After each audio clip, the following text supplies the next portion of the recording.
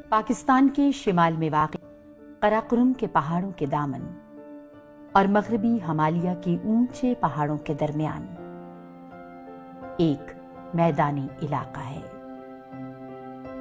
जो देवसाई के नाम से जाना जाता है।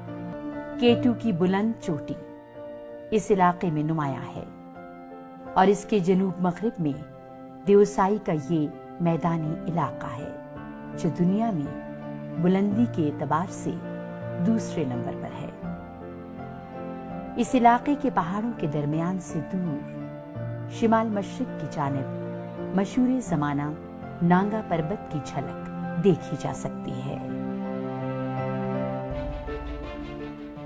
ये बियाबान जगह साल के 8 माह बर्फ की चादर तले ढकी रहती है।